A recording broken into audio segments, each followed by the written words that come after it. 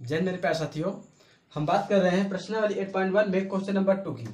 ठीक है, question number 1 हमारा कंप्लीट हो गया। कल इसका मैंने बेसिक भी बताया था, क्वेश्चन नंबर 1 में ही हमारा इसमें कंप्लीट हो गया। मैंने बेसिक में बहुत बेसिक से बताया था, एकदम बेसिक से, जीरो लेवल से कोई भी बच्चा कितना भी कमजोर होगा वो समझ जाएगा। ठीक है, चलो आते हैं क्वेश्चन नंबर 2 की बात करते हैं। इसमें आपको एकदम बेसिक से बताऊंगा, एकदम विस्तार से। ठीक है, कि आप कितना भी कमजोर स्टूडेंट हो समझ जाए क्वेश्चन को कैसे हल किया जाता है। राइट, चलो यहाँ पर देखिए क्वेश्चन हमारा क्या क्या कह रहा है। आकृति 8.13 में tan p cot r का मान ज्ञात कीजिए। आकृति 8 पॉइंट क्या दिया है 13। यहाँ देखिए 8.13 हमारी क्या हुई, आकृति हुई। ये आपके बुक में क्वेश्चन में दिया है। राइट, समझ रहे हैं ना आप। चलो अब क्या कह रहा है कि tan p cot r का मान ज्ञात कीजिए। तो ये हमारा कह रहा है कि tan p माइनस में cot r का मान ज्ञात कीजिए। इसका मतलब क्या हुआ, क्वेश्चन मार्क। राइट ना, यही तो कह रहा है कि मान ज्ञात कीजिए। अच्छा, इसको हल करने के लिए जो हमारा आकृति बना है दो तो इसका मान ज्ञात किया है, लास्ट वाला नहीं है। ठीक है, नीचे वाला, तो इसको भी हमें ज्ञात करना होगा। मैंने आपको बताया था बेसिक में, त्रिकोण में स्टार्टिंग में, कि जो जिसपे टीका होता है वो हमारा क्या माना जाता है, आधार माना जाता है। राइट, अब वो जो 90 डिग्री सामने वाली भुजा होती है वो हमेशा क्या मानी जाती है, हमारी कर्म मानी जाती है। ठीक है, जो एकदम सीधा होता है उसे हम क्या कहते हैं, उसे हम कहते हैं लंब। राइट, मैंने आपको समझाया था उस पर। यहाँ तक कोई स्टूडेंट को परेशानी नहीं ना। चलो आगे चलते हैं। अब देखिए ये हमारा अगर एंगल निकल आए तो हम आसानी से इसे हल कर सकते हैं। आपको मैंने अब फार्मूला बताया होगा कि कर्ण स्क्वायर बराबर क्या होता है। कर्ण स्क्वायर बराबर होता है लंब का स्क्वायर प्लस में आधार का स्क्वायर। राइट, ये मालूम था। अब हमें आधार का निकालना, तो आधार बराबर क्या करेंगे, आधार को साइड में कर देंगे, इसे हम साइड में करेंगे क्योंकि दोनों का मान दिया है। तो हम यहाँ पर क्या करेंगे, कर्ण का स्क्वायर, इसको इस साइड लाएंगे तो हो जाएगा माइनस में, तो लंब का स्क्वायर, इधर ये हमारा आधार का स्क्वायर। समझ में आया ना, समझ में आया कि नहीं। देखिए यहाँ पर कर्ण तो हमारा अपनी जगह पर है, लंब को हमने उठा लिया, आधार तो हमारा उसी जगह है। अब इसे हम सीधा कर लेते हैं। सीधा कहने का मतलब ये है कि ये समझ में आ सके, आसानी हो जाए कि हमें हल कर। देखिए आधार स्क्वायर यहाँ था तो हम इसे सीधा लिख लेते हैं, कर्ण का स्क्वायर माइनस में लंब का स्क्वायर। समझ में आया कि नहीं। ठीक है, अब देखिए कर्ण का लंब का हमें मान मालूम है। लंब हमारा कितना है 12 सेंटीमीटर, कर्ण हमारा कितना है 13 सेंटीमीटर। अब 13 सेंटीमीटर हमारा कर्ण का स्क्वायर हुआ, लंब का हमारा 12 सेंटीमीटर हुआ। राइट ना। अब यहाँ देखिए इसका स्क्वायर करेंगे हम, 13 स्क्वायर 13 हमें कितना होगा 169, बार हमें कितना होगा 144। इसका दुगना करेंगे इसका भी, यानी कि डबल बार गुणा करेंगे। ठीक है, अब यहाँ पर घटा देंगे, आधार का स्क्वायर बराबर, यहाँ पर घटाएंगे तो कितना हो जाएगा, 9 में से 4 गए, कितना बचेगा 5, और 6 में से, यहाँ पर देखिए 6 में से 4 गए, बचेगा हमारा 2।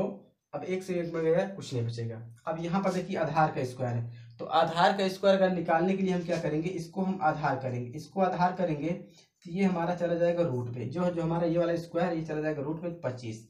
तो आधार बराबर हमारा क्या निकलेगा, आधार बराबर, जब यहाँ पर देखिए आधार बराबर रूट में 25 है, इसको हम खंड कर देंगे, एक बाहर ले लेंगे। रूट का मतलब क्या होता है कि आपके पास डबल होना चाहिए, आप एक ले सकते हैं। देखिए इसके पास डबल है तो एक बाहर दे देगा, ये हमारा एक बाहर निकल आया। राइट ना, रूट का मतलब यही होता है। अब ये हमारा 5 निकल आया, क्या हुआ हमारा ये 5 निकल आया।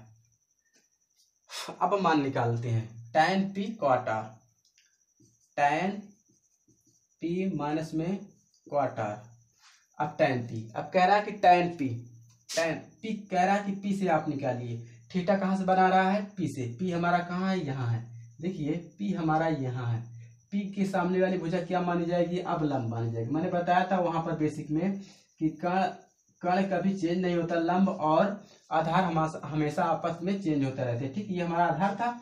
अब थीटा का मतलब ये कि थीटा का मतलब ये हुआ कि जहां से क्वेश्चन को ज्ञात करना है, तो क्वेश्चन को कह रहा है कि यहाँ ज्ञात करेंगे ये बोल रहा है पी, ठीक है, पी से, तो पी से यहाँ अगर यहाँ से ज्ञात करेंगे तो ये हमारा क्या माना जाएगा, लंब माना जाएगा थोड़ी देर के लिए, ठीक है। तो ये हमारा लंब हुआ, का तो कभी चेंज नहीं होता है, ये कभी चेंज नहीं होगा, ये आपस में रहेगा। अब ये जब ये लंब हुआ तो ये क्या हो जाएगा, आप अपने आप ये क्या माना जाएगा, आधार माना जाएगा, राइट ना। कभी भी आप क्वेश्चन करिए, अगर जहां से कहेगा उसकी सामने वाली भुजा हमेशा हमारी क्या होती है, कण हो जाती है, मान उसका वही रहेगा, ठीक है। इसका मान कितना निकला था, 5 है तो 5 ही रहेगा, इसका 12 है तो 12 रहेगा, इसका 13 है तो 13 रहेगा, राइट। आगे चलते हैं, समझ में आया ना। अब देखिए tan p कह रहा है कि यहाँ से ज्ञात किया, tan p, tan का मान क्या होता है, हमारे पास फार्मूला था, क्या था, यहाँ पर लाल बटे कक्का मैंने आपको बताया था यहाँ, तो कह रहा tan कहाँ आता है, साइन कॉस tan, tan यहाँ पास आता है ना, तो tan यानी कि tan, तो l/a, देखिए साइन कॉस tan, फिर इसका उल्टा भी होता मैंने बताया था आपको, तो tan बराबर क्या हुआ, l/a, l/a, l का मतलब क्या होता है, लंब, और a का मतलब आधार, तो यहाँ पर क्या हुआ, लंब अपान में आधार, राइट, माइनस कर देते हैं। अब काट का निकालेंगे, काट बराबर कैसे निकालेंगे, इसका मतलब ये tan था, ये क्या हो जाएगा हमारा काट, इसका उल्टा ही तो होता है, तो a/l, तो a/l, l का मतलब, a का मतलब क्या हुआ आधार, l का मतलब क्या हुआ लंब, तो आधार बटा लंब। यहाँ तक समझ में आया ना, ये प्रक्रिया आपको समझ में आई ना। आगे चलते हैं, लंब हमारा कितना है, यहाँ पर देखिए लंब हमारा यहाँ पर देखिए कितना दिया है, 5, हमने 5 कर दिया। अब आधार हमारा कहाँ है, आधार यहाँ माना जाएगा, तो 12 सेंटीमीटर, हमने 12 सेंटीमीटर कर दिया, राइट। अब क्या कह रहा है, इसका भी क्या होता है, आधार बटा लंब होगा। अब यहाँ पर देखिए क्या कह रहा है कि आप सर यहाँ से r से मान निकालेंगे, r से मान निकालने के ये मतलब ये हुआ कि r से निकालेंगे तो इसकी सामने वाली जो भुजा होगी हमारी क्या हो जाएगी, वो हमारी लंब मानी जाएगी। अब ये हमारी क्या हो जाएगी, आधार हो जाएगी, ये फिर से क्या होगा, हमारा आधार होगा। जहां से क्वेश्चन निकालेंगे वहां से क्या हो जाएगा, आपस में क्या होता है, चेंज हो जाता है। तो ये लंब हुआ, तो इसका भी काट का फार्मूला क्या होगा, आधार बटा लंब होता है, यहाँ से निकाला हमने, तो आधार हमारा कितना है, यहाँ पर ये हमारा कितना था, 5 था ना, तो आधार कितना हमारा 5। अब लंब हमारा कितना हुआ, 12। अब इसे जब हल करेंगे, ये देखिए ये हमारा प्लस में, ये माइनस में, इसका मतलब ये काटेंगे तो ये क्या हो जाएगा, 0 हो जाएगा, ठीक है।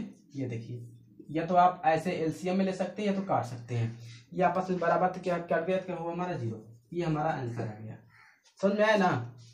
जिस बच्चे को ना समझ में आया वो कमेंट करेगा, उसे फिर से पुनः बताने का प्रयास करूंगा, राइट।